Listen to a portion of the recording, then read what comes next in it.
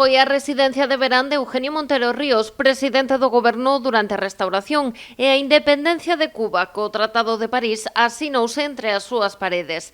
Pero ese esplendor de finais do século XIX e principios do XX queda moi lonxe na actualidade para o Pazo de Lourizán. Yo y mi hermana tenemos las dos perros y es un sitio en el que solemos ir a menudo a pasear, porque es un sitio muy agradable, tiene unos jardines preciosos.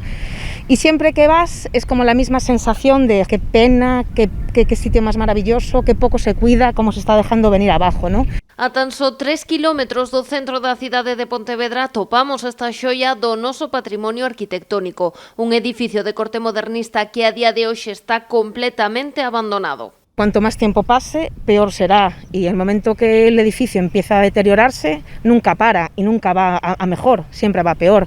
El momento que empieza a haber, sobre todo, filtración de agua, humedades, goteras, al final los edificios se vienen abajo en un pispás. Es como una casa, cuando una casa está habitada, pues bien, el momento que se cierra y empieza a tener problemas, eso va siempre a peor. Entonces, cuanto más se tarde, más difícil y más costoso será recuperarlo, con lo cual, cuanto antes se haga, mejor para todos.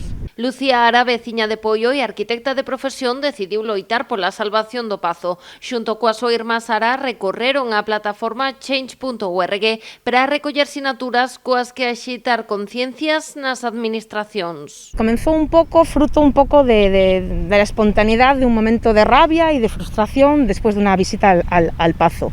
Si no se consigue, por lo menos sí que conseguimos darle un poco de visibilidad y que por lo menos los políticos, si llega a sus oídos, se den cuenta que es una demanda de la ciudadanía y que deberían hacer algo, porque ellos son los que están encargados de proteger nuestro patrimonio, ¿no? Que no es de ellos, que es nuestro al final.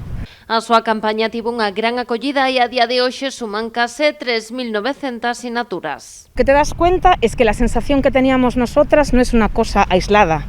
Lo que te das cuenta ya solo por la acogida que está teniendo con la gente y la gente que está firmando, sobre todo por los comentarios que deja la gente en la página y en las diversas publicaciones que se hicieron en internet. Ves que es un sitio que la gente le tiene muchísimo cariño, que el sentimiento de pena porque esté estropeado no es nuestro, sino que es de la ciudadanía en general. O Pazo é propiedade da Deputación de Pontevedra, pero no 1991 asinou un acordo de cesión coa Xunta para que instalara o Centro de Investigacións Ambientais e Forestais de Lourizán.